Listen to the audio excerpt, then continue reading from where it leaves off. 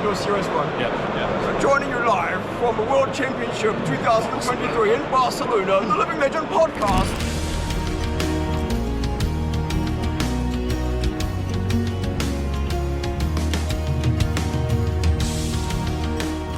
I kind of haven't been paying attention to stuff.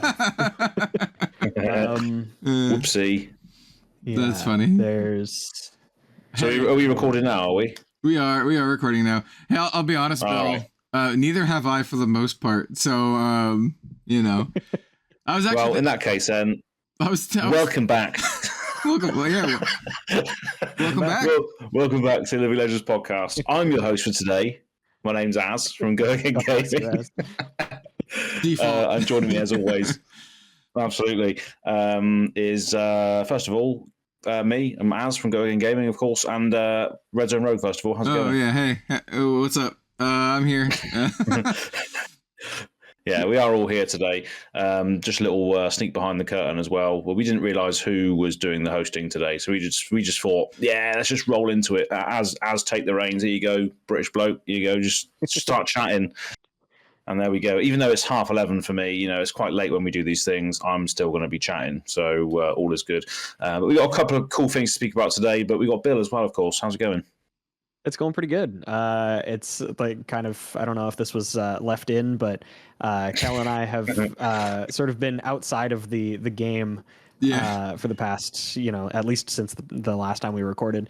I've had a relatively busy weekend. I was filming with Benjamin Wheeler and Shivam Bhatt of Magic the Gathering, you know, notoriety. So that was a ton of fun. They were here in sunny Winnipeg, Manitoba. And so I've kind of had magic on the brain, unfortunately for this podcast. Yeah, I was thinking, I'm like, Bill's doing like his magic stuff. I'm just like super occupied in like these other card games. I was just like, yeah, you know, I mean, you know, it could be a decent discussion because I feel like we are in kind of like a lull period, unless you're like a, you know, competitive tournament kind of grinder type person. There's not a whole lot going on. Pro quests and that sort of thing. Yeah, exactly. So if you're just kind of like not into that, then I don't know. I'd be curious to know like what people are doing like right now in like you know, the comment section. This is our you know, call to action. But no, seriously though, like is everyone like enjoying the Pro Quest season, or you just kind of like chilling until part the Mistveil, which is what I'm doing basically, you know. Both Shadowverse Evolve and WeCross had new sets the last week. The WeCross set comes out Friday. Shadowverse Evolve set came out last Friday. I'm still waiting for my case. I'm just like patiently waiting for my product so I can make content. Yeah, like Bill said, I figured he's been doing the magic stuff because I've seen some of your tweets recently and they're like magic related tweets, and I'm like, yeah, Bill's doing the magic stuff for sure. Yeah, guilty as charged. Yeah, good stuff. But I mean, you know, it's circling back around to Living Legends podcast. We are essentially known at this point for enjoying multiple things. You know, absolutely. We're all in different spaces and do different content, and we love all different manners of, you know, board games and card games and all this. So I'm sure people that listen to us by now will know that anyway. So you know, that's just what happens. But yeah, there was a couple of things that are going on this week with regards to Flesh and Blood. Despite some of us not being involved in Flesh and Blood this week for whatever reason, Dromai did actually Living Legend recently. So that's something that we can. What a shame! I'm so sad that Dromai is now Living Legend. Darn. Oh, I know, right? I can hardly contain my disappointment. Yeah, so, I mean, it was definitely bound to happen. I mean, I mean, even the people that are sad about it, like I think I saw Mara post on Twitter. Even she was just like, you know, I think we kind of all saw this coming. Like it's sad to see it happen, but she was in such a good position for such a long time. People were just getting better at the deck too. Like, it was pretty much bound to happen. It's as far as like really, really powerful decks go, I don't hate it as much as I mean, I shouldn't say hate. I don't really hate any of them, even though if I, would complain about Oldham. But I didn't find it as unfun to play against as some of them, like Oldham. Whereas like Oldham takes forever to kill you, and at least Dromai has the decency to just, end the job. Kill it with the dragons. And I will note that both. So I saw on Twitter, like, some people are being like, oh, what is the meta going to look like now that Dromai is gone? And my first thought was like, well, Az and my favorite decks get better. So like our heroes get better. Yep.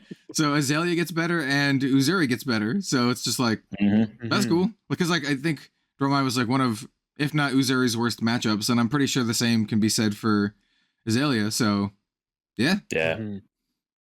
Yeah, and we've definitely seen that recently as well. Azalea's been putting up the results. So as we've seen Brody, we spoke about it last week, but the guy that's going to come on to the Azalea cult, which is sort of going into my week as such, with regards to Flesh and Blood stuff, Jian Wei, who went 7-0 in the first day of the calling, he won a ProQuest with Azalea recently at his local game store, Malaysia Stormgate Games.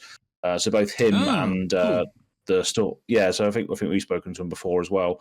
I think he's come on the streams a few times. Chris from Stormgate. Yeah, Chris. Yeah. Come on. Yeah. So he's come onto your streams a few times as well. But yeah, so Jan Wei, I'm going to be speaking to him on the Azalea cult about his ProQuest win and his 7-0 run. We had to delay it this week, so I'm glad we did, because obviously he's got a ProQuest win now as well with Azalea, Jan Wei. And his journey has been great, because the last time he came onto the Azalea cult, he had just won his first armory. So a nice little level up moment for him. And he's going to be doing the Osaka to Kyoto bike ride with me as well. when we go to Osaka. So he's going to be doing that as well. It's going to be a 100 kilometer bike ride, 50k there, 50k back. You just so I can't wait to do that. drawn some inspiration from like Abroad in Japan and Sea Dog VA, Absolutely, yeah. Absolute cyclathon. Yeah, Sea Dog VA just did his like massive like week-long or 2 week, however long it was, like cycle, raised a ton of money. Really cool stuff, actually. Yeah. Small tangent, but I love to see when like content creators and people with his sort of like following, like Sea Dog VA and Chris Broad, like do really positive things, like raising this. So they basically raise, they basically raise a lot of charity funding for like immunodeficiency funds and all this kind of stuff. I think that's cool. Yeah, I mean both of them have like literally millions of followers. They probably got like close to 10 million between the two of them. So cool stuff. Yeah. Anyway, more stuff like that needs to happen. And I think we've seen the Pitch Perfect League, which is a great sort of cause. That's what they're doing there. But loads more charity based stuff needs to happen. I think so. People need to lead the charge on that. Yeah, good buddy. You got to shout out the professor. He always does a fundraiser for like Trans Lifeline every year, and I always kind of kick in. And try to help support that as much as I can. So yeah, I agree. Yeah, good to see. Good stuff. But yeah, that just cascaded into one thing into another there. So Azalea turned into a bike ride, turned into a lot of supporting good causes, which is what we're all about here on the Living Legends podcast. And circle it back into Azalea, who is a great cause. Yeah, absolutely. Yeah, and actually, to be fair, I did say that I was going to mention who the winners were of my Azalea token thing giveaway. So on Twitter, I posted who wants to win all these Azalea tokens, which are basically art that I've commissioned that are on little mini cards that can signify what Azalea does to you during your board state. The winners for that are Chris Sweeney and the Jank Mechanologist. So if you're listening to this, I will message you shortly and sort out shipping into that. But yeah, there's a lot of other things going on. There's a few more cards that we can spoil. Well, not spoil, but they've already been spoiled, but we can talk about today. Yeah. I'm just checking to see if there's anything major. Another thing as well was with regards to this ProQuest thing. Obviously, Dromai's Living Legend did. One of the things I saw on Twitter today was from Roger, I think one half of the M&R cast, which features Michael Hamilton, that podcast, said that something to do with obviously because Living Legend now updates on a weekly basis. You check on the Monday. Yep. As to whether all those people that were complaining about we've only if Dromai LLs, what if we take Dromai to our ProQuest and suddenly we can't play the deck? Is there going to be any implications of that? It'd be interesting to see what comes back and whether anything happens, because obviously there might be a few cases where someone takes the deck to a ProQuest and they're told that, oh, sorry, you can't play this anymore. Yeah.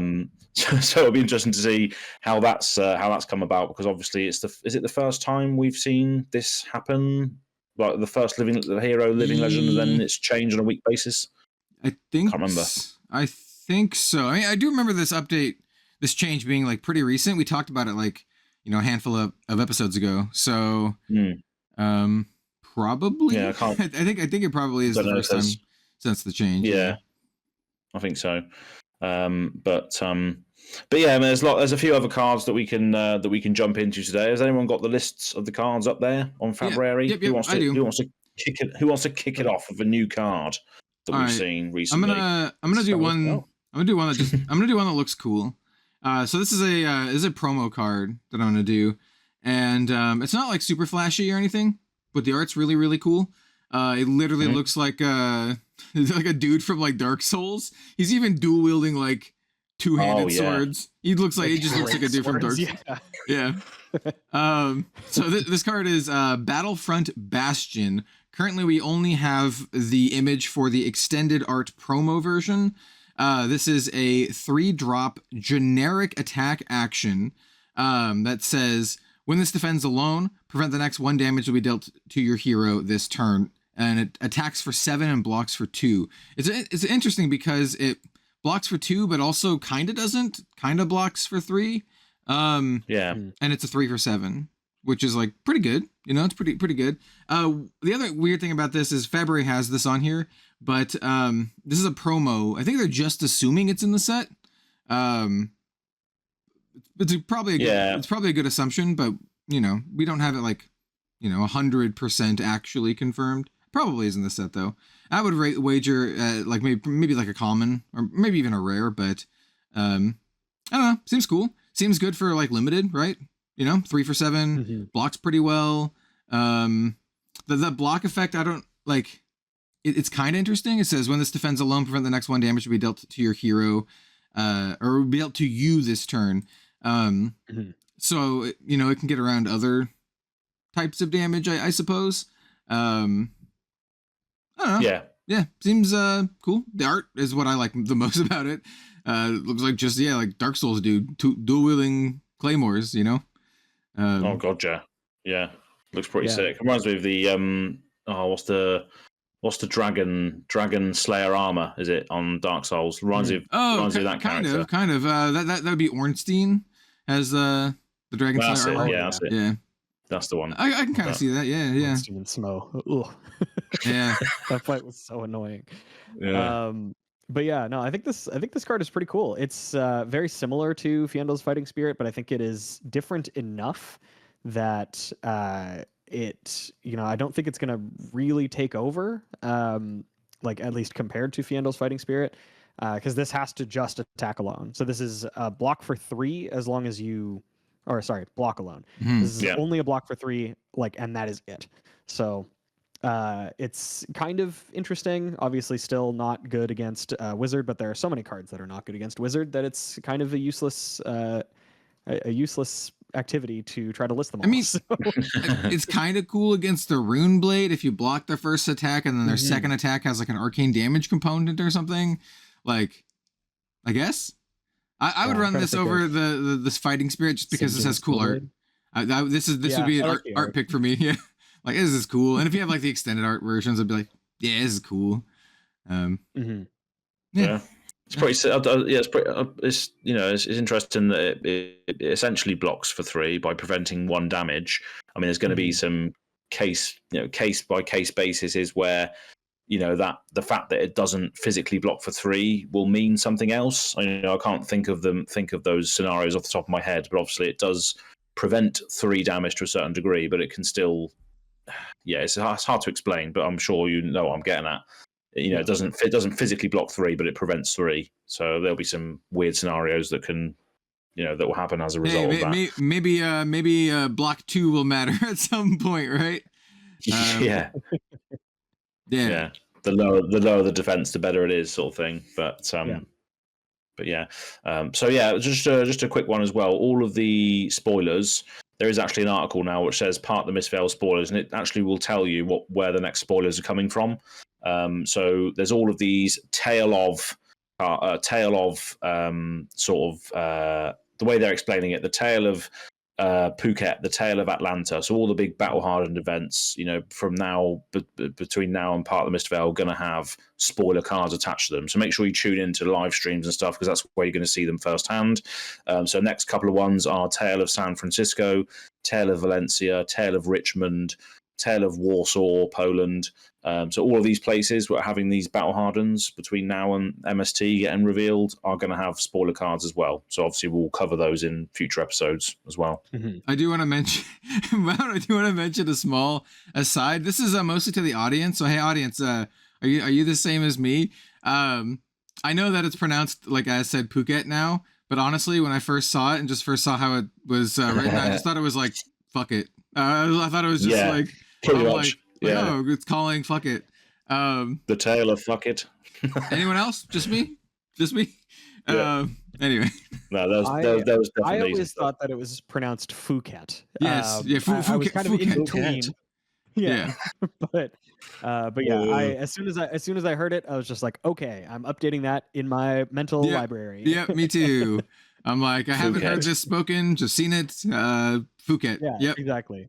Oh my God. It's I used to read a lot of books when I was a kid. I don't anymore, but I used to. And so there were a lot of words that like I had only read and never heard anybody say. And I'm trying to think of a good example. The only example that I can think of right now is I read the Series of Unfortunate Events when I was a child. Okay, yeah. And I just had never seen the name Olaf before. And for some reason, I thought it was pronounced Ulf. Ulf. So I said it to somebody at like a grade 4 book club, and they looked at me like I was an idiot. And I was just like, maybe I am. Owning the Ulf. Yeah, exactly. It's fine. Olaf, Berserker. Anyway, I'm just making more pop culture references. All right, brilliant. But yeah.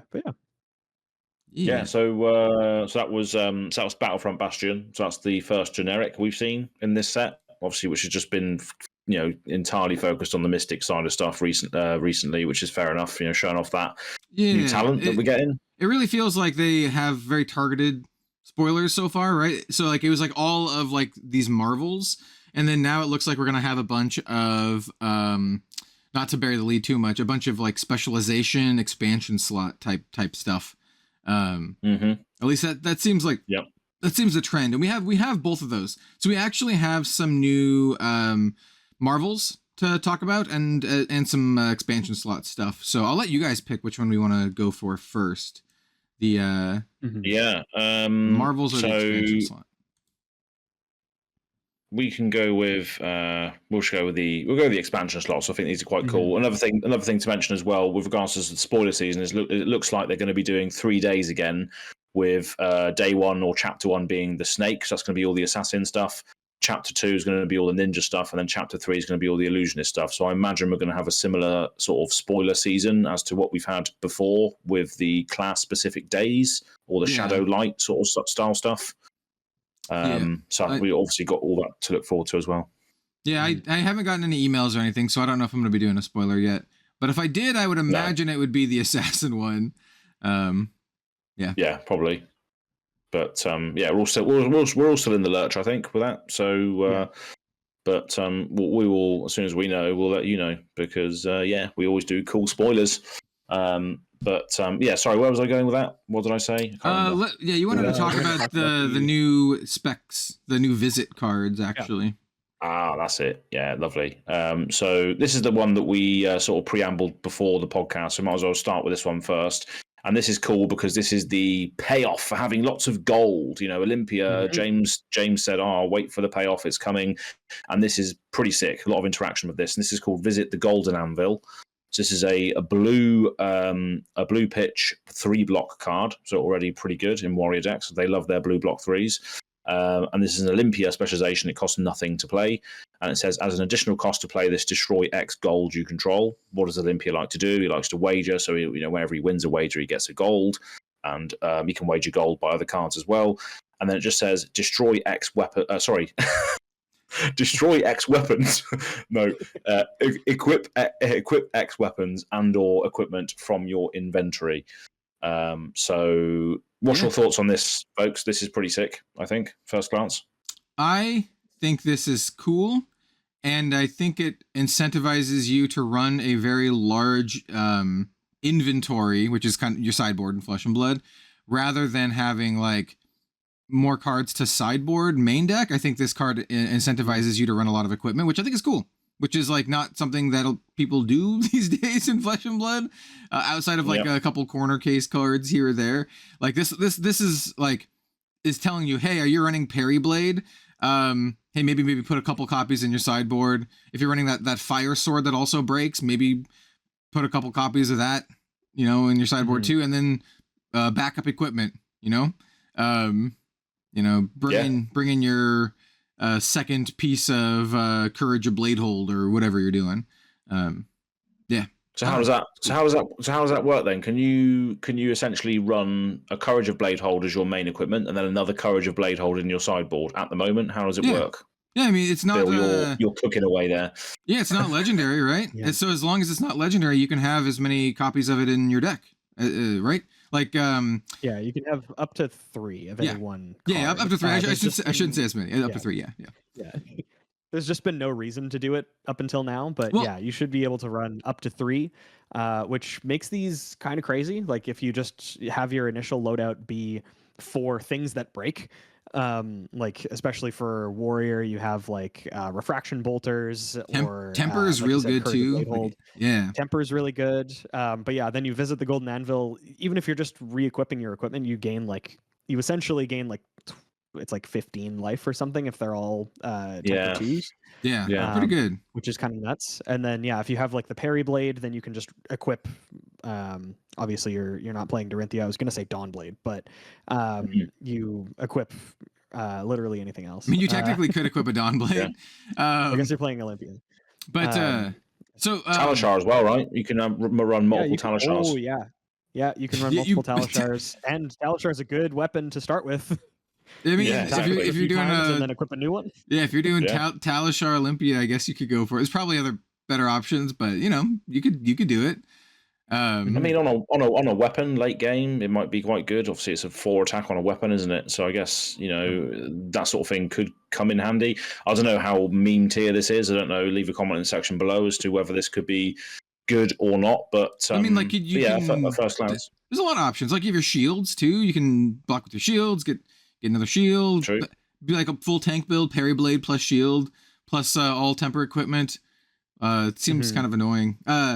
And for those of you like curious how it works, I mean, you just need the open slot available, right? The same. It's literally the same way, as like assassin stuff. Like flick knives, right? Assassins can throw their knives, deal damage, and then you can actually equip more knives from your inventory with a couple. There's a couple cards that let you do that. Like that I forget what it's called, but that attack reaction that lets you equip a knife from your a dagger from your inventory. Oh yeah, Knives Out. No, Knives Out. Knives Out gives you the pump. This one is like Concealed Blade or something like that. No, I think it is Concealed. That's it. Yeah.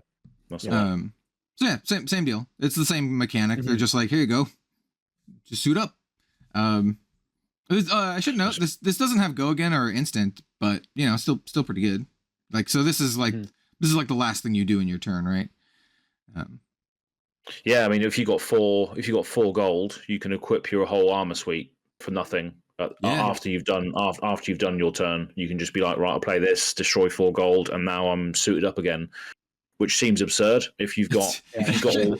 Actually, seems really annoying. Like I'm thinking about it, and I'm like, you can like, so like Bill said, if you have a bunch of temper pieces. They all block 3, 2 and then 1. If you have 4 temper pieces for your armor, parry blade, and then a shield, and 6 gold, you just get all of it back again, and then block for another, 12, 13, 14, 15, 16, Oh wow, like yeah, 17. you can, Like, yeah. Yeah, you can go yeah, so you can go even deeper than your original 4 armor on board. You can go with exactly what you said, parry blade and a shield. Yeah. If you've got 6 gold, which gives you an extra 4 health. If you're looking at the I think there's a warrior shield that blocks for 2, isn't there? The Bastion of something. Yeah, there's a couple. Yeah, for sure. There's like a majestic one or whatever. Yeah, pretty good. So that just seems ridiculous. You might as well just call this a singularity for warrior. Just you're playing this right at the end of your turn, and you're just becoming the Mecro warrior instead. Mech warrior. Except it's like so much easier. You just need this like 1 card, and then like to do Olympia's mechanic. Like I think this card's actually so interesting that I think it like warps the way you play Olympia. Like to a pretty big degree, right? Like this changes how you build your deck, and it changes how you play. Like it incentivizes you to block a lot early, so you can get maximum value out of your, golden anvil visits. This is potentially like a deck defining type card. Yeah, I don't know. It's good. Yeah, seems good. Pretty sick. It's a specialization as well for Olympia, but it's not a legendary one, so you can have 3 of these. Yeah, you can do it. If you got a lot of gold, bro, you can do this 3 times at least. So how big can your inventory be? Can it be as big as you want? Your total amount of cards, it's the total deck size, right? 80. So for classic constructed, it's 80. For Blitz, it's 51. Yeah. 52. Something like that. Yeah. But so as long as you can present 60 cards to your opponent at the beginning of the game, that's the thing that matters. It has to be a minimum of 60 cards, obviously. So you could have for CC at least. Yeah. For CC. Yeah. So realistically, if you wanted to have just 60 cards with no other with no other like main boardable cards, and then 20 equipment, you could. You absolutely could. That's the reason to do that. That's the reason to do that as well. This card is a reason to do that. You run 20 inventory slots, and you put 3 of these bad boys in, and you try and get all of your value out your equipments, which Warrior can do. I think you could do some kind of funny stuff too. Like okay, for example, this is probably just a meme, but who knows? So like if pure arcane damage classes become popular, you could still like have your cake and eat it too, and use like powerful equipment that just have like, effects that you destroy themselves, right? And then when you re-equip, you can re-equip your null rune set. So you can use your equipment to like get spell void. Get your benefit out of it, and then re-equip your you can do spell void too, right? Yeah. I don't know. It's kind of cool. This card's cool. It is really cool. Yeah, the more we delve into it, the more the stuff comes out. I absolutely love it. It's pretty awesome. I don't play Olympia, but this makes Olympia like annoying as hell, I think. It's like you said as well. It's like you present your 60 cards, and your 20 inventory slots will be your equipment, and that 60 cards is going to be a very, very precise and rigid deck list. You just want to be creating loads of gold and doing loads of that sort of stuff. So it sort of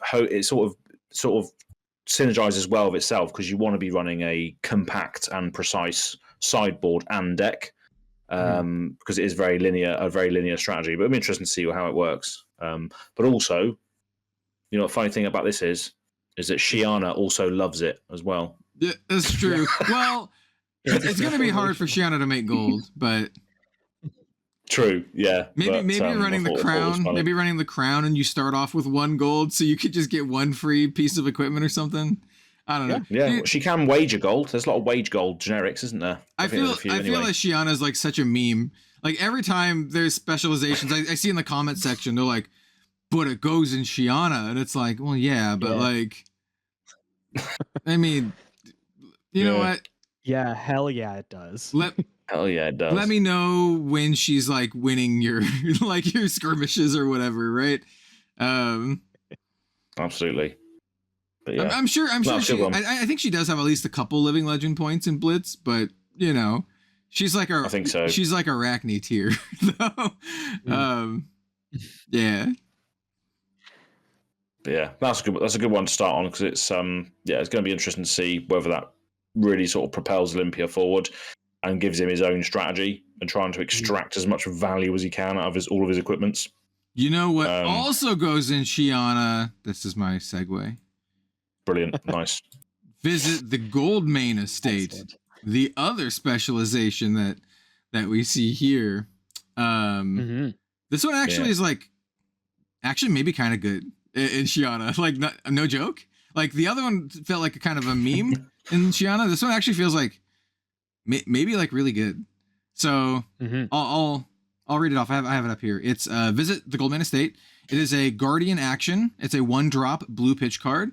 Blocks for 3, has go again. It is a Victor specialization, and its effect is like pretty well. It just says create a gold token.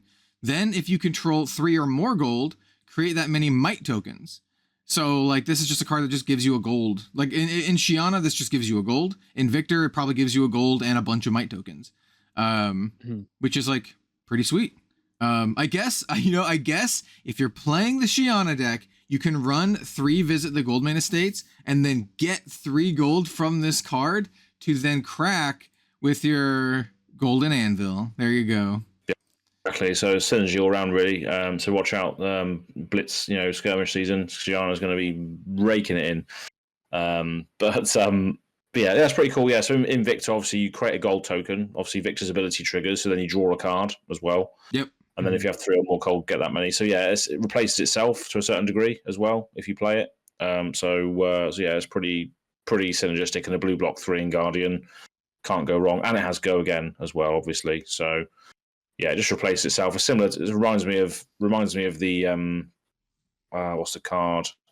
There's quite a few in Kasai that you play them and they replace themselves, and that turns on your hero ability. It's like similar sort of vibes to that.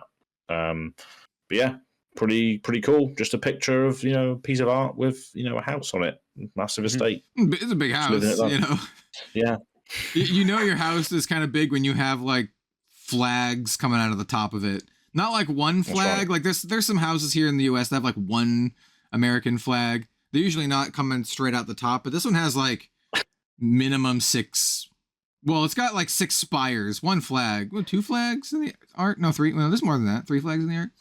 There's multiple flags. That's what I'm trying to say. This is like Victor's a rich a-hole, Well, yeah, absolutely. It reminds me of Hogwarts School of Witchcraft and Wizardry. It looks like there's like these little black specks hovering above, like Dementors hovering above the Hogwarts.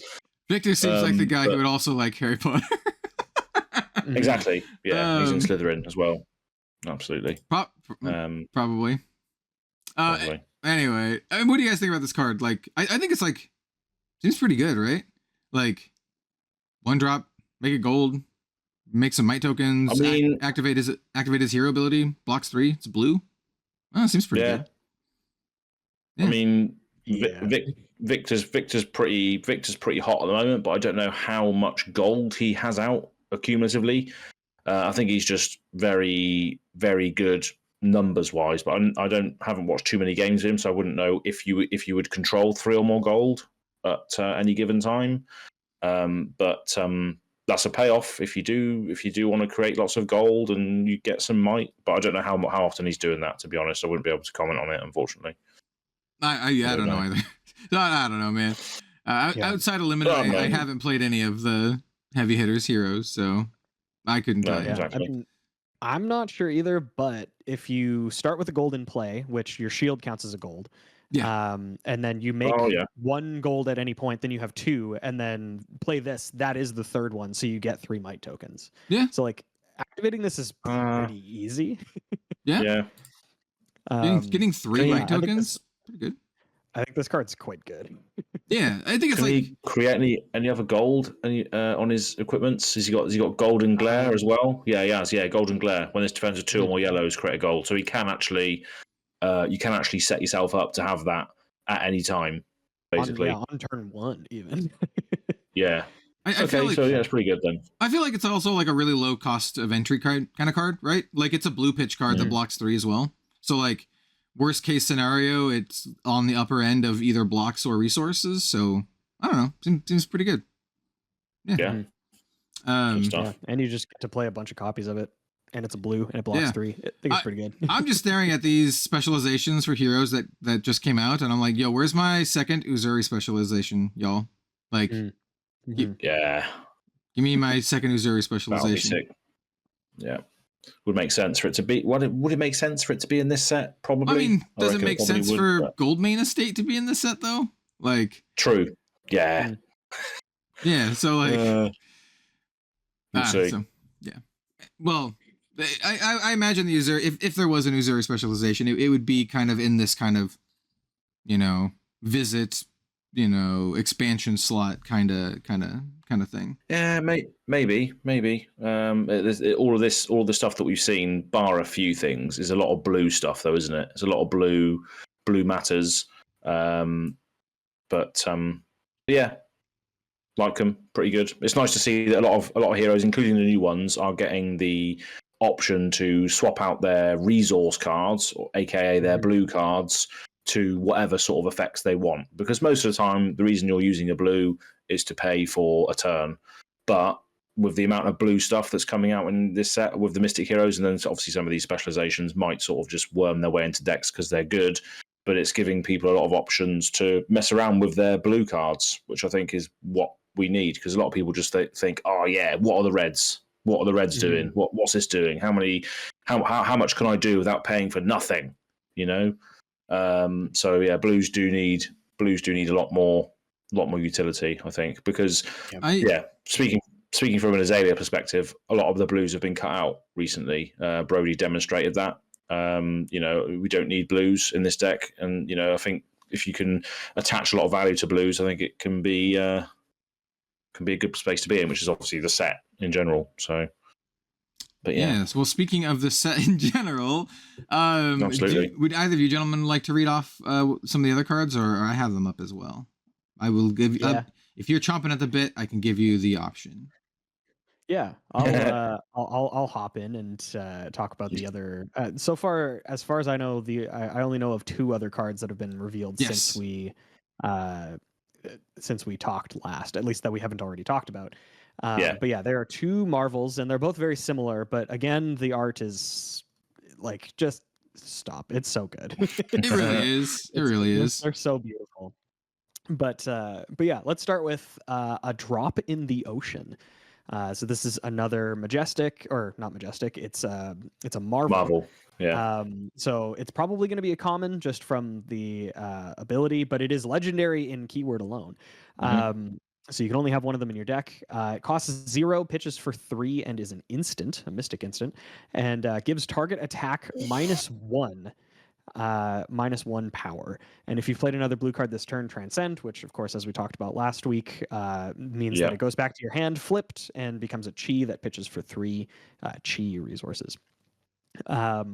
So this one is very interesting. The first thing that I thought of to clarify was that this does not interact with Phantasm in the way that people might think that it does. Because if you block with an attack action card, it is not an attack. It is an attack action card. An attack is specifically like the object that is declaring an attack at a player. So this can't save Phantasm cards. If your opponent blocks with something that has 6 or more power, even if you do this, or if you tried to do this, it wouldn't work within the game rules. You wouldn't be able to target it because it's not an attack, right? Yeah. It would be considered a blocking card or defending card or something. Yeah, you'd be able to target your attack, because that is an actual attack. But your opponent's attack action card is not classified as an attack in that way. I still think this card is quite interesting. Obviously, it's it kind of gains 1 life, so it's kind of like that. What's the literal gain 1 life one? Homage to Ancestors. It's kind of like that. It's just another version of it that is maybe a little bit more limited, but I still think it's pretty valuable. Sometimes your opponent is trying to get just that 1 extra damage on you, and this can prevent that, which is kind of nice. Okay, so you can't do. So let's say you're attacking with a Miraging Metamorph as a illusionist. They block with a CNC. You can't then minus the CNC to make it You can't do that, right? Okay. Because Yeah, that's what I would have thought. Because an attack is a specific thing. An attack action card is a legally distinct thing. Also, Right. Yeah, so this can target anything that's attacking, right? So like this could target a weapon, I believe, or an attack action card. Can it target an ally that's attacking? I would assume so, like angel or a dragon. Yes. Yeah, because once it's declared as an attack, it is an attack. But yeah, it just can't target a blocking attack action card, because even though it's an attack action card, it is not an attack. Just similar to how block cards are not. Well, that's a little bit weirder, because block cards are always blocking if they're on the chain, because they can't be anything else. Right. But yeah, anyway, so that's basically the long and short of it, is that this can only target something that is attacking a player actively. But yeah, it can target attack action cards, it can target weapon attacks, it can target allies, and I believe that is all the things that can attack players currently. I think so. Yeah. But yeah, I still think like pretty good. I think this is maybe on the lower end of the sort of inner chi cards that we've seen, but there you might need a specific amount of them in your deck for it to function. I think so. I could see this, especially if you want to be a more sort of reserved, control-y style of Mystic deck. I could see this seeing play for sure. One thing I would like to note, someone mentioned this in the comment section, and it does make a lot of sense. They said that if you play 2 of these Mystic instants that transcend, you can play one, hold priority, and then play the second one, so both of them transcend, which I think is pretty cool. Oh. Yes. It is the same ruling as being able to use Spellbound Creepers on a second copy of Revel in Runeblood. You play one Revel in Runeblood, then holding priority, you activate your Spellbound Creepers to play a second one from your hand. Once the first one resolves, it sees that you've played another non-attack action, if that's your only other one. And then it will, like, if you haven't played any previous non-attack actions, it will satisfy the condition of both. Which is nice. a very salt-inducing interaction. Yeah, I mean, Spellbound Creepers is kind of one of those cards where if you're not familiar with it, you're like, wait, what? Like, what the hell is that doing? Oh yeah, yeah. No, you literally just get to make it up. Like, it lets you cheat, right? That's what it does. You're just like, oh sure, whatever. I'll just believe whatever you're saying because the card's kind of BS, you know. Yeah. Good one. Yeah. But yeah, so that's the first of the two. The second one is, as I said, sort of very similar. So I'm just going to go ahead and explain this one too. But this one is the grain that tips the scale, which once again is a 0 cost Mystic instant that pitches for 3, legendary in keyword, and it gives target attack +1. So it's the inverse of a drop in the ocean. Go ahead. I'm sorry. Oh yeah, I was just gonna say the and the name of it is actually like pretty relevant, especially for, you know, it's not in a warrior class, but I've always been mentioning that, like, for warriors and honestly even for assassins, you just need to get that 1 damage sometimes. Like, that is the thing that tips the scales in your favor. So I like the name. It's actually very thematic. I love this card for that reason. It's basically just kind of like a blue lightning press, right? It's like a blue Mystic lightning press. But so the person who spoiled this was Yui, and we said last week's episode, I'm like, I'm sure she's gonna get a spoiler card because all of the Japanese like flesh and blood personalities are getting a spoiler card. Immediately the same day that our podcast went live, I'm pretty sure is when she spoiled it. It was pretty close to that, and she also did a really pretty cosplay of the character in the art. It's like this character wearing I'm not sure if this is a kimono or a yukata, but she's wearing like this traditional Japanese outfit. Nice. And there's like onigiri, like there's like a little demon oni goblin dude stealing from her. And I was like, I think this is like Goblin Reserve's first shot at a potential actual like sort of goblin in Flesh and Blood. It's like this little oni guy, like holding out hope, aren't they, for that? Yeah. Although we did see we did see a goblin, I think, in what's that? Oh no, card? we did. Yeah, we actually saw some real goblins in heavy hitters, right? Yeah, it's the pay up. Is it pay up or something like that? Yeah, something like that. Nix gold or something. I can't remember what it does, but yeah, I think there was a goblin in that. But yeah, pretty cool card. Really like it. Yeah, target attack gets +1, so pretty sick. Yeah, for assassin, this seems pretty good. I'm not sure. This is probably pretty good in all of the 3 mystic classes. Probably the lesser in illusionist. I'd have to guess. I'd probably better in ninja and assassin, but still pretty cool. Yeah. Yeah. I imagine that -1, will probably be. I think the illusionist is going to be the more of the control-y sort of style situation. Yeah. I feel like that's what's going to happen, because the spectral shields and eating damage that way and doing a lot of things that way. But yeah, I think that's all of the cards that recently came out. I think, wasn't it, for this week? Not sure if there was. Not sure if there was any more, but yeah, there's loads more coming. Obviously, with all the events that are upcoming, obviously there's going to be a load more. So make sure you stay tuned for that. But yeah, what else is there today? Probably not too much. There was obviously the another thing from Flesh and Blood was the art week as well that they posted about. We're speaking.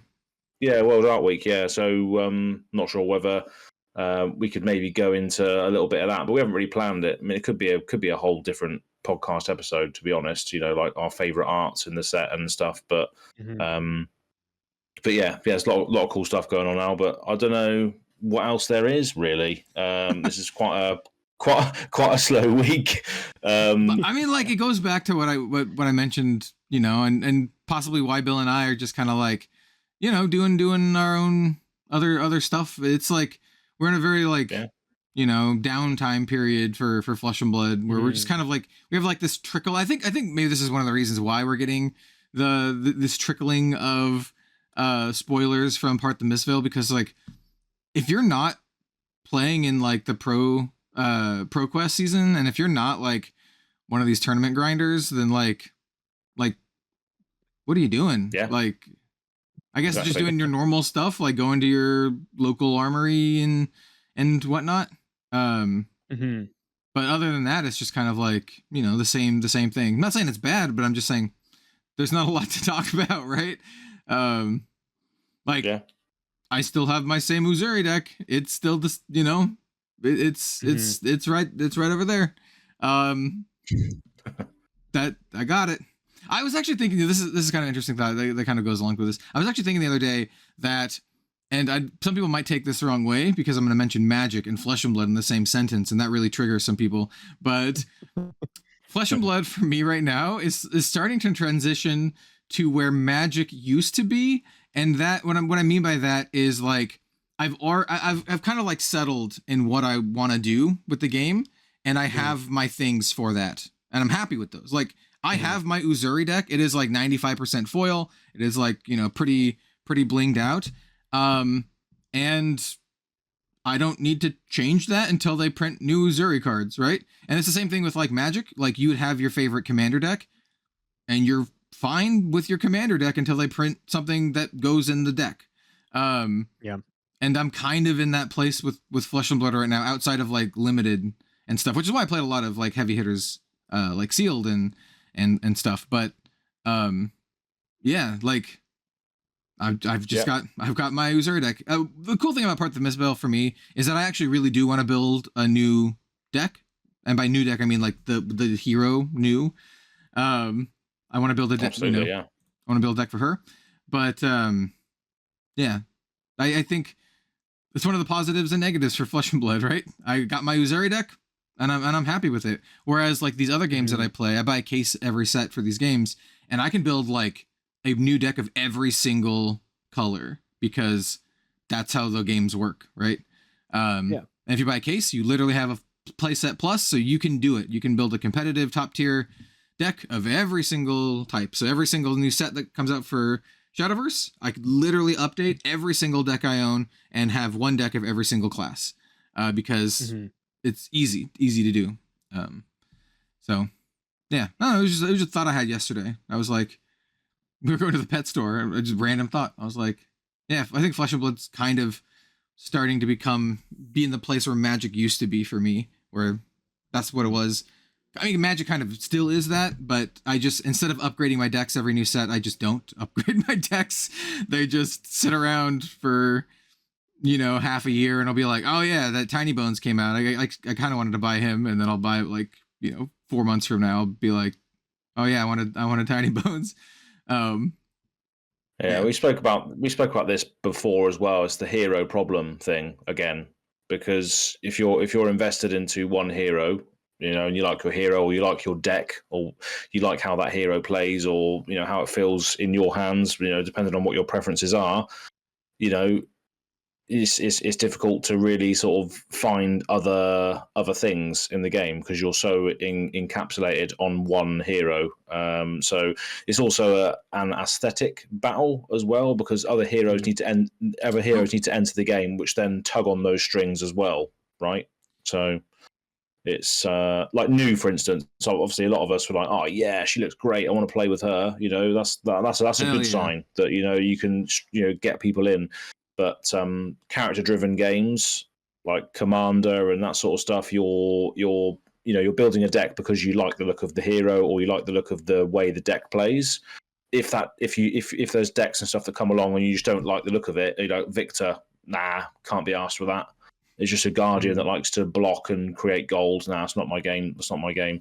Then yeah, it's going to be hard to keep people's interest to a certain degree, unless you're trickling out spoilers like this. So yeah, it's definitely a relevant thing to talk about as well. So, oh, interesting, very interesting. So I thought of one more thing that I can talk about. Go with so it. I'm gonna make a whole video on this because this is why I did this. But over the last 4 days, I've been posting polls in my community section on YouTube, right?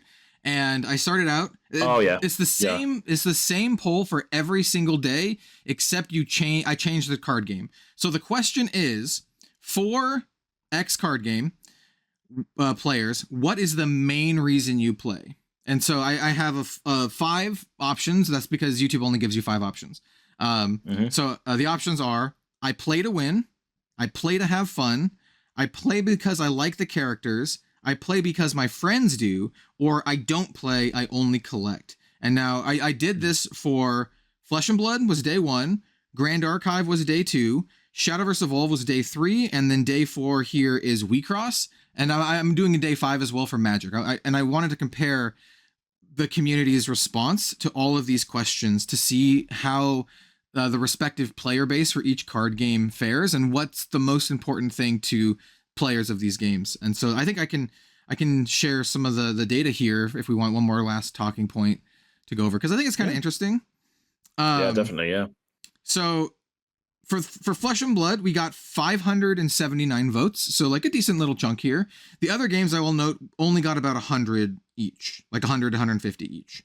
But that makes sense. Flesh and Blood is I have like a larger Flesh and Blood audience than the other games, and also it was the first one that I did, so there's more time. So Flesh and Blood currently out of almost 580 votes, I play to win isn't super high, but out of the 4 games, it is definitely the highest in Flesh and Blood, which makes sense to me, and it's almost double the other numbers. So for Flesh and Blood, the percentage of I play to win for the people who answer this question is 13%.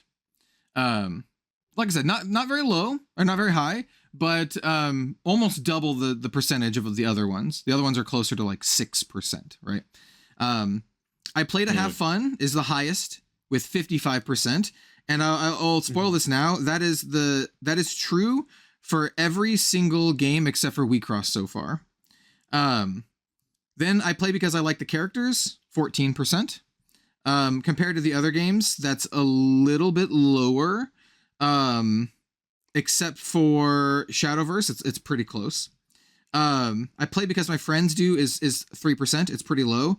That's comparable to the other ones. And then I don't play, I only collect is 14%, which is out of all the games, the lowest by far, which is kind of funny because Flesh and Blood was once considered to be like, oh, it's the collector's TCG. And out of the 4 games that I posted, Flesh and Blood has 14%. The other ones have 23, 24, and 25. So like the lowest by like a 10% margin. Wow. Okay. Yeah, and so I'll go over the other numbers really, really quickly. Grand Archive is like, the graph looks almost the same, but play to win is only 6% instead of 13%. Play to have fun is 47. Like the characters is 17%. Because my friends do is 6%, which is higher than Flesh and Blood. And then I don't play, only collect is 23%.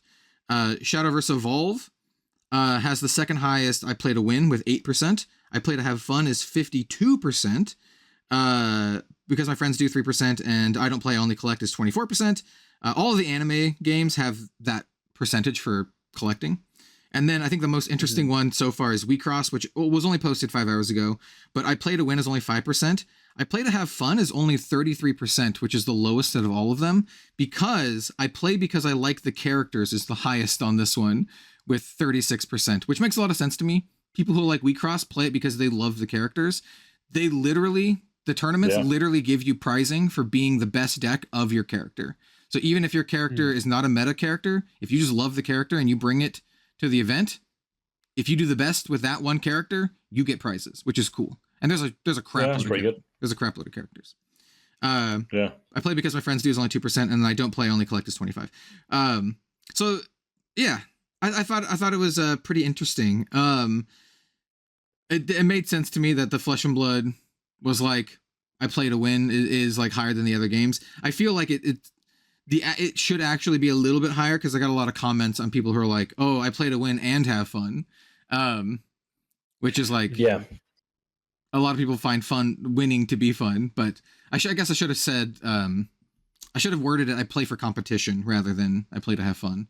Or I play for prize money. You know, I'm there for the money, basically, or something like that. But yeah, that's really interesting. So, like, you know, how many votes were there? 670 odd, something like that. So for Flesh and Blood was 580, and every other game, like Grand Archive got 180, Shadowverse 135, and then WeCross has 61. But those are also posted later than the Flesh and Blood one as well.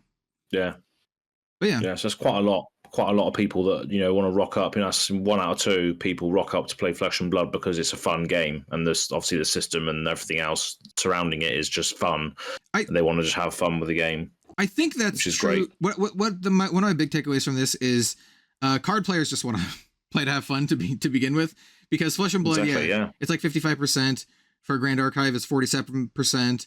For Shadowverse, it's 52%. It's all about around 50% of the players voted that they play because they want to have fun. With the notable exception of WeCross, it's 33% for WeCross, and then 36% for playing because they like the characters.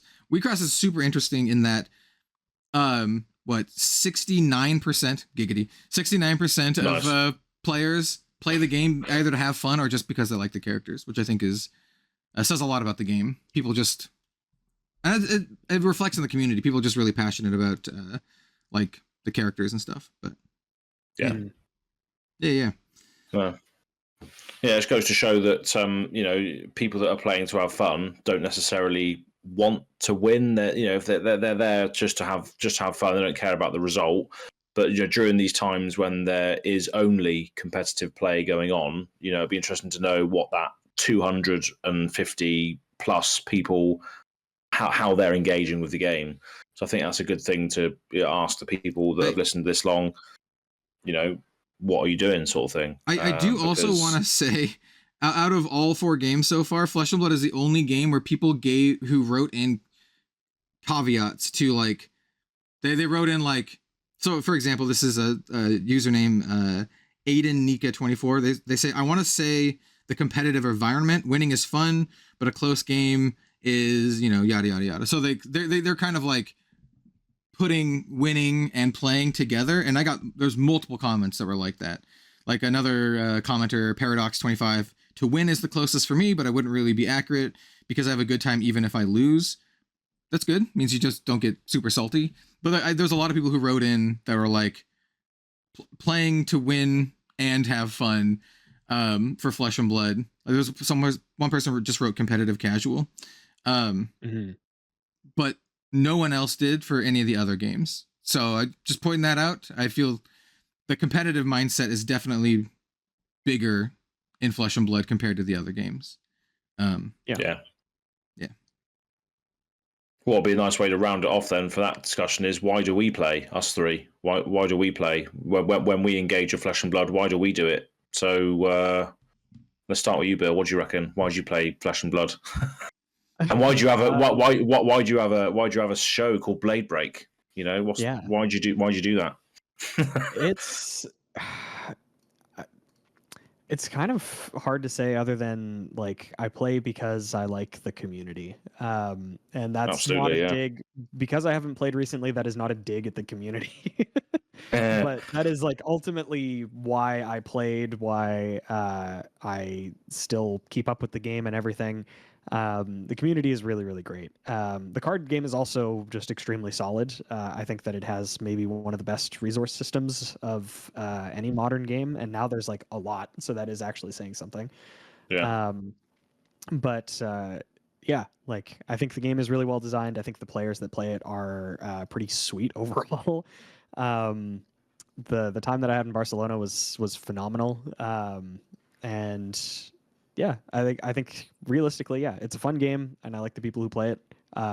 So as long as both of those are still true, then I'll continue to play Flesh and Blood. Yeah, absolutely, and it's interesting perspective as well, because I think you two are more Blitz players, whereas I'm more of a CC. So it's interesting to get all of our views on it, because I know you play a lot of Blitz, Bill, on the Blade Break.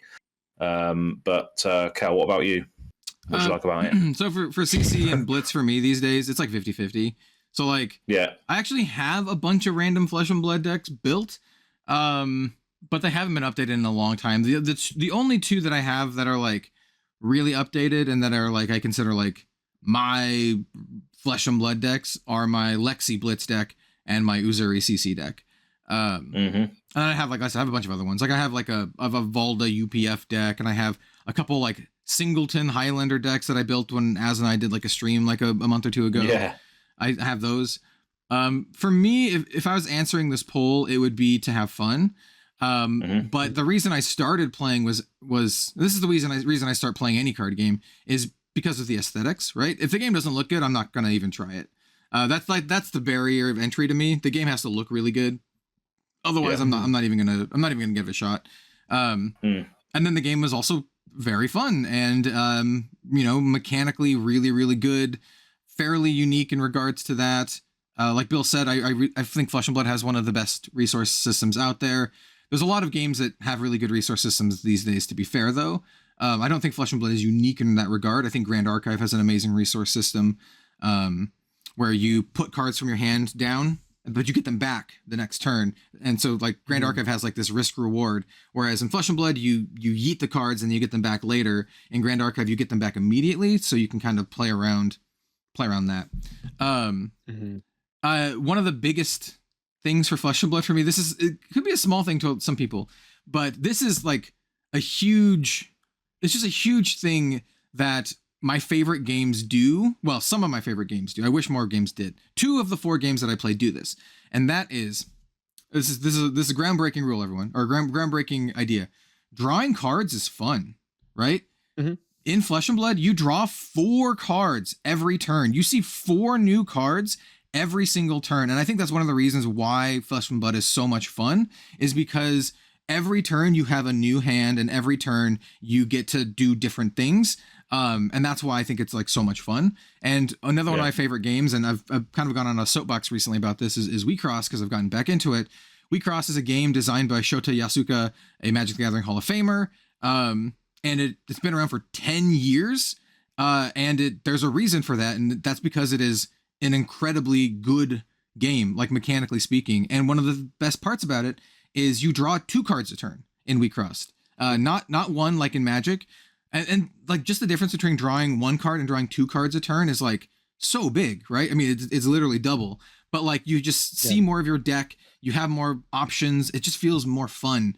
And then you go back to a game like, you know, Magic, where you're drawing one card a turn, or even Grand Archive, you're drawing one card a turn, it just feels like a little bit slower, which is why in Grand Archive, a lot of cards draw you cards.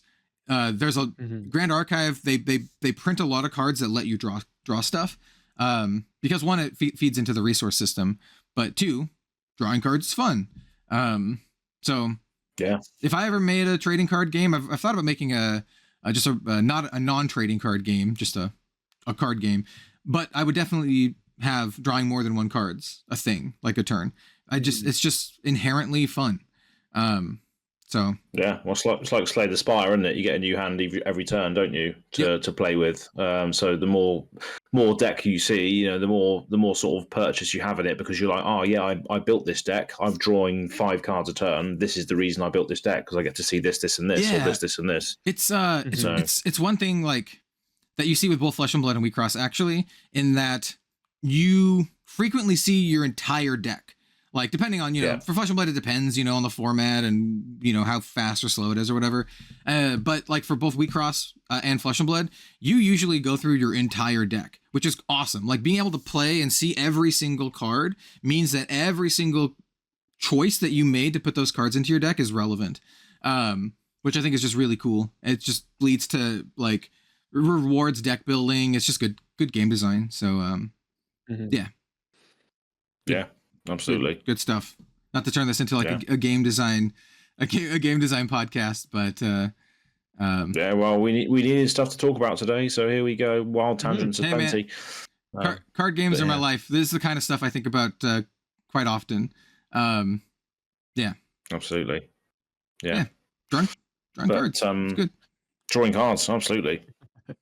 Yeah. But yeah, I mean, going round, I might as well say, obviously, that the reason I got into this game is because I was pretty fed up with other games, and the reason I was liking, you know, Magic so much at the time is because of Commander, and obviously Commander is you build your own deck based around the character that you like, you know. And what was Flesh and Blood? It was a character select screen when you first go onto the Flesh and Blood website. At the time, I think it was only Welcome to Wraith, Arcane Rising, and a few Crucible of War heroes that I saw when I first went onto it. So that's sort of bookmarks my journey. So I think the one that I gravitated towards at the most at the time was Viserai. That was the first hero I really, really liked. But for me, it was the aesthetic, it was the characters, it was, at the time, all of the lore that the character pages had that you could go into and read about this hero and this, and it really gave you a sense of, this world is actually going somewhere. Not so much anymore, but, you know, we'll see how that progresses. They did release some lore recently, but it's not to the same degree as what I first read when I started. So we'll see how that progresses. But yeah, at the time when I first discovered it, it was just a whole new world, a whole new IP. You know, there wasn't a Marvel, it wasn't a Disney, it wasn't a reboot, it wasn't a reboot or a remake. Well, Hollywood is just pummeling things into the ground of remakes and reboots and all this. It was just a fresh new thing that we could get into. Trading card games are doing that right now as well. To be honest, you have your Lorcana, Star Wars. Which is like, those are actually like, I know for some people having like a franchise in your game or whatever is like a drawing point, but for me it's like a big turnoff. I don't, maybe it's just because I'm weird and I think about it in a weird way, but I'm like, I sleep, man. Like I talked about this before, but like for the Star Wars, I'm sure it's a good game. Some of my friends really are liking it, but like, man, I cannot get excited about like you have like your Luke Skywalker card, and then like in 2 sets it's like Luke Skywalker, hero of, you know, rebel hero, and then another set it's like Luke Skywalker, Jedi Master, and then another set it's like Luke Skywalker, heir to the Force, and then another set. Like, bro, I'm like, I sleep. Like, I don't want like 500 Luke Skywalker cards that are like the same dude. Like, so, some games do that exactly. Like even Wheatcross does that a little bit, but they have so many characters that it's pretty infrequent. I don't know. It's just I don't know. Maybe it's just my mindset. Maybe I'm just so old that I'm just like, I don't really want the IP stuff. I want something new and original, which is like why all the games, literally all the games that I play have their own unique world. Like Shadowverse is basically like the Cygames universe because it incorporates Grand Blue Fantasy and Rage of Bahamut stuff, and they bring in their other IPs like Uma Musume and stuff. And then like, you know, We Cross is literally its own weird thing, and then Grand Archive is also its own. They're making their own thing, and then Flesh and Blood, of course. Circling back to finish off Flesh and Blood, that's one of the big draws. Like I said, the art, but like just like the overall, you know, vibe is the whole reason I even gave it a shot, because I was like, new card game, new kind of cool, unique world. They're doing their own thing. I'm like, yes, give me more. Sell me more on this. Tell me about your characters and your world. And then we can circle back to Part the Mistveil. I think it makes stuff like this super exciting, right? This is the first time we're going to Mysteria. We get to see all these brand new characters. We get to see this part of the world that we haven't seen before. Like we get kind of a new flavor and a new like aesthetic. And yeah, I get excited about that kind of stuff. Like I want to see the Majestics. I want to see the legendaries for this set. Like even, and here's the other thing, because it is its own unique IP thing, we're not going to see like if we see a returning character, it's like hype, right? If you see Ira, you're like, Pog, dude, Ira's back. But it's not, it's because it's not like the 500th appearance of Luke Skywalker. It's like her second time, and you're like, oh, this character we love is coming back for the first time, kind of thing. So yeah. Yeah, and if a hero living legends as well, you know, that hero, you know, has to come back in a different form, and you know that has a whole story, you know, and sort of history attached to it. You know they're gonna print Empress Dromai. Like I feel like the players have willed that into existence. It's gonna. Even James White mentioned Empress Dromai on Twitter. They're gonna print that at some point. You gotta know. Like it's. Oh god. I feel like they've willed it into existence. Also, well, if it's in the lore, if it's in the lore, but yeah. Yeah, well, pick up your Marvels, because they're dropping off a cliff now with regards to the prices. So make sure you go get all of those now, because I think there will be a Dromai too. Let's be honest, there's got to be. Well, of course, you know. Like all of the dragons are useless now, and they're like one of the most popular things in Flesh and Blood. Yeah, it's the Living Legend system is interesting. We save this for a different video, but I think it's fascinating that the Living Legend system basically serves as like the soft rotation for like one card pool, and then once it happens, like the prices of those cards just boom, they just tank so much. So if you're a Blitz player, by the way, if you're like a Blitz Dromai player, go buy your dragons now. Like now is the time to go get your cold foil Dromai and your cold foil burn them alls and their dragons and stuff. You can like bling the hell out of your deck for like probably half the cost now. Yeah. I think that's interesting. That kind of, you know, goes that way, because, you know, once Azalea hits Living Legend, all of the Azalea stuff is going to be like dirt cheap for a while. Yeah, and she picked up loads of points recently, so she's surpassed Dorinthia now on Living Legend, so she's on like 420, I think, which is pretty mental. I think she's gonna like get a lot more in the next couple months with Dromai gone. Yeah, I think so. Well, yeah, I reckon she'll be. Yeah, well, I reckon she'd go 500, maybe 500, 600. I think, and then obviously MST comes out, and obviously that changes everything again. But we'll see. She's very strong. I think Uzuri has a really good shot now as well. I think Uzuri was already. I mean, this could be just copium because she's my favorite hero, but I really did think she was super underrated. She's one of those heroes that would show up in like top 8s, and it has won a calling as well. But I think she's like difficult to pilot, requires a lot of like knowledge. She's not like as easy to pick up. But I think she's a lot stronger now that Uzuri is gone, and I think she has a good matchup against Azalea. So yeah, well, Azalea doesn't want to block, so if you can strip cards out of their hand, you know, surgicals and banishing cards, even with Arachne seems to be getting a bit of hype recently as well, so that could be interesting to see if Arachne does anything. Like, because Uzuri has Shakedown, Uzuri has Surgical Extraction. I run, oh crap, what's the name of that card? It's not Remembrance. It's the 1-drop 5 Censor. She has Censor, so like there's a lot of ways to make it so Azalea can't play stuff. Every time I play against Az, with my Uzuri deck. Anytime I can get like my shakedown through, it's super nice. Like I pick red, and I take away your best card, and yeah, it's great. But even Censor, Censor's ridiculous, because if you know what the opponent wants to do, you just name the card that know is going to screw you over. Here's the other thing too. There's a couple ways to look at your opponent's hand with Uzuri. So like with Shakedown or with Surgical, they have to reveal their hand, so you get to see what they have as well. Yeah, it's cool. Yeah. Well, anyway, we'll see. But we can go into an Arsenal step now if you want, because I've definitely got some stuff that I want to speak about. But anybody else want to go for an Arsenal? I'll do a little quick one, then you can dive into yours. All right. Let's see. My quick one is just like I've been doing a lot of other card game stuff recently, and it's been great. I do want to I mentioned Wheatcross a couple times already, but I do want to give a shout out to the Wheatcross community for being like awesome. Like I mentioned on the poll, it was like 36% of the people played just because they like the characters, and I think that really shows through. The people are super passionate, and I watched like a vlog of a recent Wheatcross Grand Prix, and the person doing the vlog, Tamanon is their name, but they're like, they've never been to a card game tournament where everyone was still like happy after every round. Like no one was salty. Everyone was just happy to be there. They were just happy that the event was happening at all. And I think that's kind of a vibe that you get with like these smaller card games.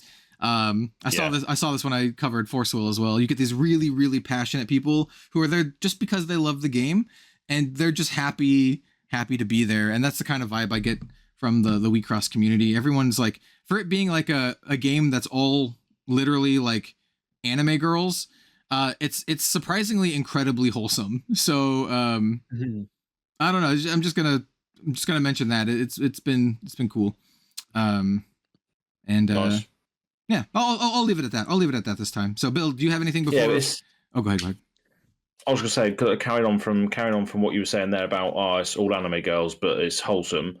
The thing is with that is the people that like that sort of stuff have been sculpted by adversity, like we've said before in the previous podcast. So they're just there to have a fun time. They don't care about what everybody else is thinking. They've been sculpted by adversity. So, you like anime girls? Yeah, well, whatever. I don't care. And it's also 2024.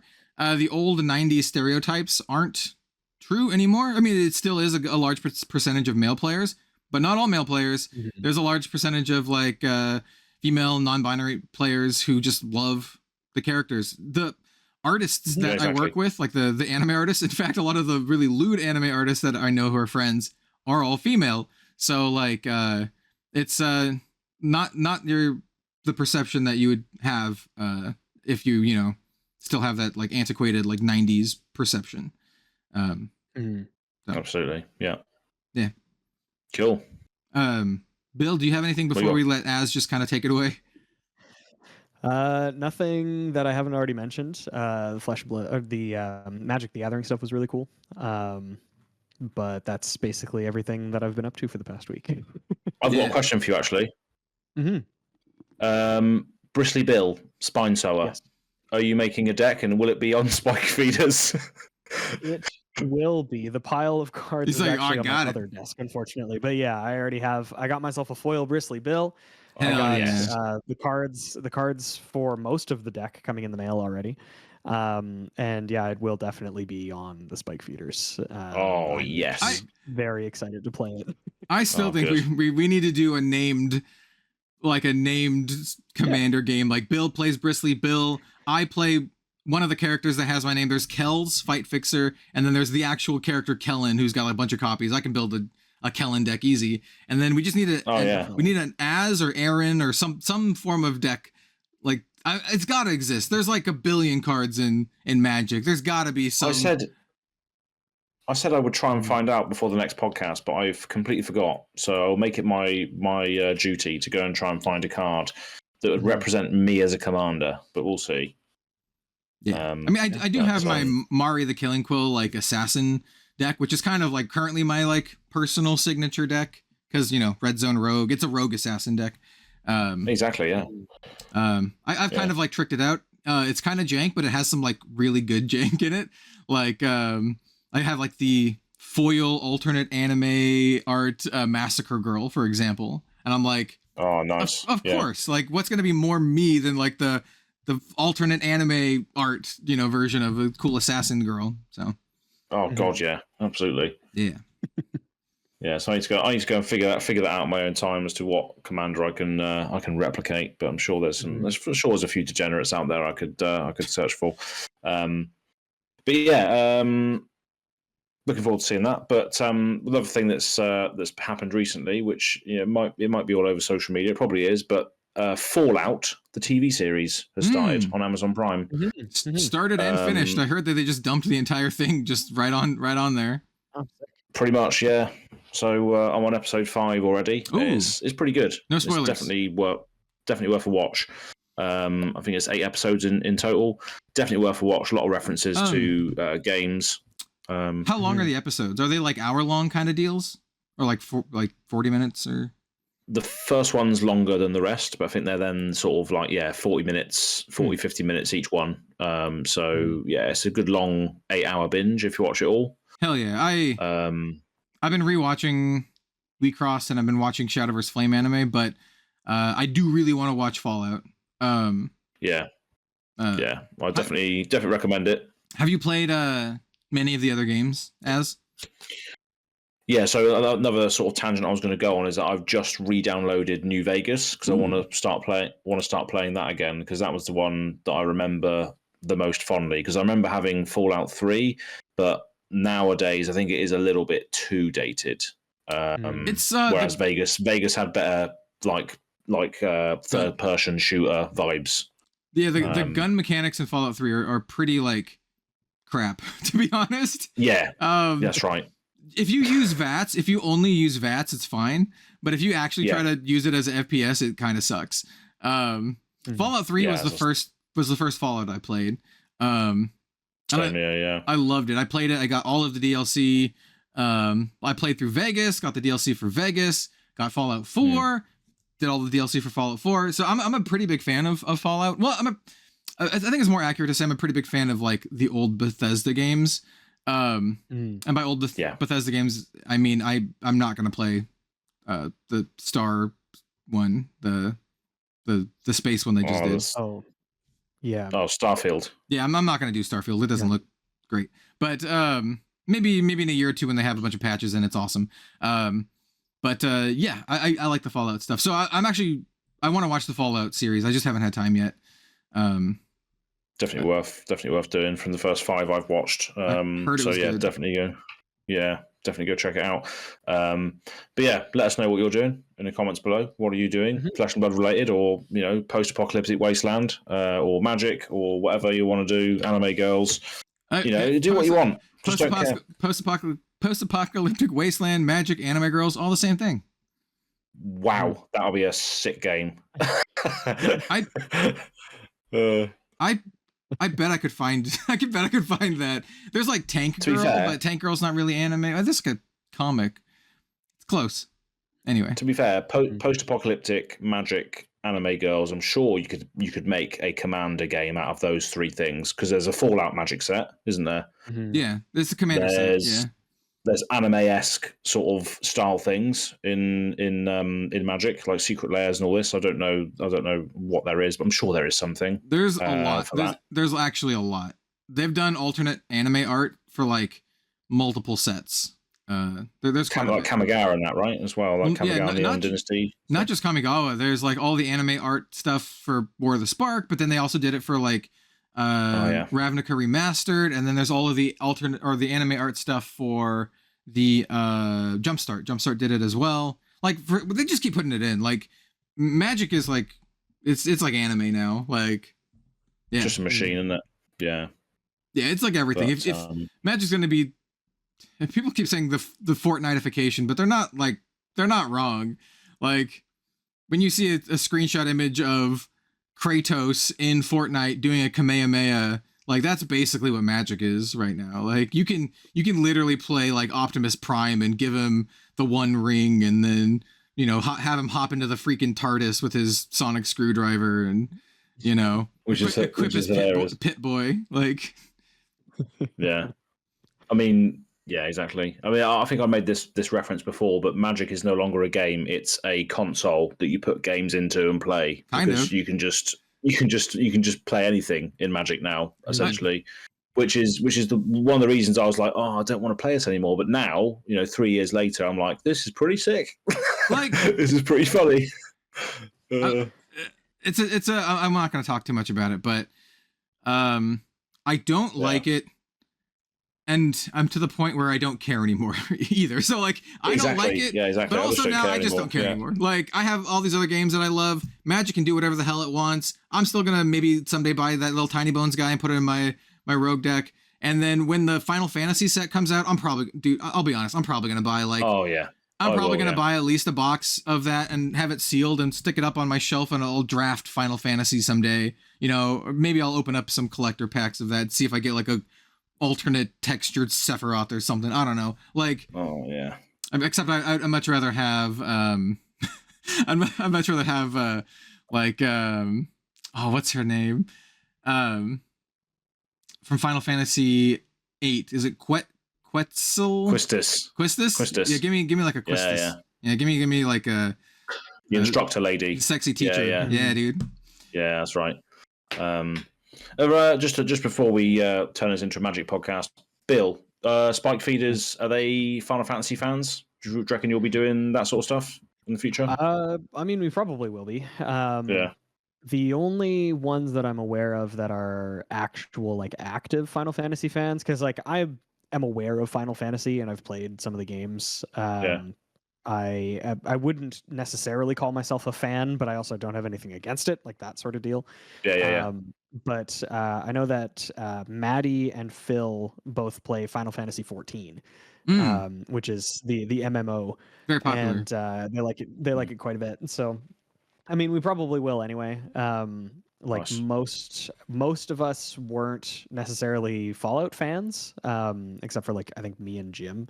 I could be wrong about the other, but I'm pretty sure it was just the two of us really that the were brothers actually, like, active fans of Fallout. Yeah. So, but yeah, we probably will be doing Final Fantasy stuff and things moving forward like that anyway. So nice. Yeah, I mean, definitely worth looking forward to. Yeah. I'd be lying if I wasn't saying I'd be like looking forward to like a cool Tifa card. Like, exactly. I'd build a Tifa deck for sure. Yeah. Yeah, I just can't wait to see like all their sort of color assignments, what they're going to be like. What sort of color pie they're going to share, and all this. It's going to be interesting to see what happens there. But Sephiroth is 1,000,000% black white. He's not just black. He's going to be like black white, I think. I reckon so. Yeah. Yeah. But yeah, I can't wait to see all that. It'll be interesting. I'm still playing through Final Fantasy Remake and Rebirth right now, so yeah, good stuff. Yeah, good stuff all round. Man, give me like, hey, if you're doing it, Magic. This will be my last thing I say. If you're going all in, like nuts on the table, I think Magic Hasbro should just actually go all in. Give us a Chrono Trigger secret layer. Like just do it. Like. You're already doing the Square Enix stuff. Give us Chrono Trigger. Give us what the fans really want. Like, yeah, that's all I'm saying. Yeah. Absolutely. But on that note, yes, this has been the Living Legends podcast, your weekly podcast for all things Flesh and Blood related. Even though the last half an hour was not that, it wasn't too long. But appreciate you nonetheless for all coming around for the ride. Obviously, if you're listening at this point, this far in advance, that we love all things card games and everything else in between. So leave a comment section below as to what you're doing right now. But I've been announced from Gogan Gaming, the host for today, apparently, at last minute. But yeah, you can find me on Gogan Gaming AZ on Twitter, and then Gogan Gaming on YouTube. League That Means Nothing is in full force still. There will be a top 8 very, very soon. Actually, no, when you're seeing this, it's still got another round 5. So they spoiled it there. But yeah, go and have a look at that. Kel might be joining us on season 2, potentially. It is going to be after MST, so you are going to have access, and you are going to see part of Mistveil Heroes. I was going to say the only thing that would prevent me from doing that is starting on May 8th. I'm going to be traveling from the 8th to like the 24th. Like, I'm going to be gone for almost like 3 weeks straight. I realized that I leave for Grand Archive Worlds to do coverage. I come back on the 14th and I leave for Japan on the 15th. I literally don't even have like a full day. So I'm just going to be gone for like 3 weeks straight. But after that, hey, I'll be fun times. I'll be more free. Yeah. Yeah, absolutely. But yes, that's all good fun. So go and check that out, Go Gaming, and then I'll throw it over to you, sir, Cal. Oh yeah, Red Zone Rogue everywhere. You can find me there. We're approaching 1,000 videos, which I think is kind of interesting. I did like a recent breakdown of all of the videos that I've done, and to no surprise, Flesh and Blood is the most with like 490 or something, close to 500 videos on my channel about Flesh and Blood. So yeah, go if you want more Flesh and Blood stuff. I have an insanely large backlog. I might be mostly posting Living Legends stuff these days, but there's like literally like 500 other videos I've done. So go check that out. Also on Twitter, if you want to follow me on Twitter for random card game muses, and sometimes I post memes about stuff. That's that. Yep. How about you, Bill? How about you, Bill? I am Bill from the Spike Feeders. You can find me on social media at BillTSF. You can also find me on YouTube at the Spike Feeders Fab, where we do live edited gameplay content. And if that's something that interests you, you should definitely go check it out. Absolutely. Hell yeah. Fantastic. I'm just a guy. Hell yeah, brother. We are all just guys here. But yeah, that's pretty much it. Until next time, we'll see it all over again very soon. Next week, there should be some more spoilers as well from the Battle Hardens. I think that's how it comes out. Yep, we got a slow drip of nicotine-induced spoilers for the next couple of weeks, just kind of leading us on until we get to the spoiler season. Yeah, pretty much. But yeah, we can make some fun. We can make some fun list content, can't we? You know, top 10, whatever, or even going off of the art week or something. Our favorite arts from each set or something like that. Stay tuned. We'll discuss it after this. But yeah, there we go. See you next time. Cheers, folks. See you around, everybody. Bye. Bye. Cool. Long and loose.